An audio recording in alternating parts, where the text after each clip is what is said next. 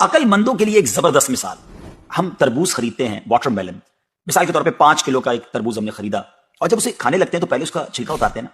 5 کلو میں سے کم از کم 1 کلو کا تو چھلکا نکل جاتا ہوگا، یعنی آلموسٹ 20%، 20% تو کم ہو جاتا ہے. مگر کیا کبھی ہمیں افسوس ہوتا ہے اس کا؟ کیا ہم سوچتے ہیں کہ ہم نے تو تربوز چھلکے کے ساتھ خریدا، چلو آج چھلکے کے ساتھ ہی کھا لیتے ہیں؟ ایسا نہیں کرتے نا. اچھا، ہم چکن بھی تو خریدتے ہیں، زندہ ثابت، اسی کو تولتے ہیں، تلواتے ہیں، پیسے دیتے ہیں، مگر جب کھانے کی باری آتی ہے، پکانے کی باری آتی ہے، تو اس کے بال، اس کی خال، اس کی علائشیں نکل جاتی ہیں، تو ویٹ تو کم ہو جاتا ہے. مگر کبھی اس پر دکھ ہوتا ہے؟ نہیں نا. تو پھر 40,000 میں سے 1,000 دینے پر، 1,00,000 میں سے صرف 2,500 دینے پر ہمیں کیوں بہت تکلیف ہوتی ہے؟ حالانکہ یہ صرف 2.5% تو بنتا ہے، یعنی 100 روپے میں سے صرف 2.5 روپے. یہ تربوز، کیلے، آم اور مالٹے کے چھلکے اور گٹلی سے تو بہت کم ہے نا.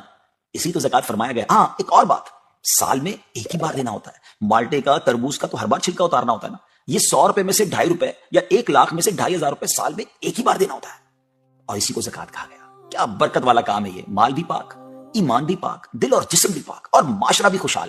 اتنی معمولی رقم، یعنی 40 روپے میں سے صرف 1 روپے، اور فائدے کتنے زیادہ، اجر کتنا زیادہ، برکت کتنی زیادہ.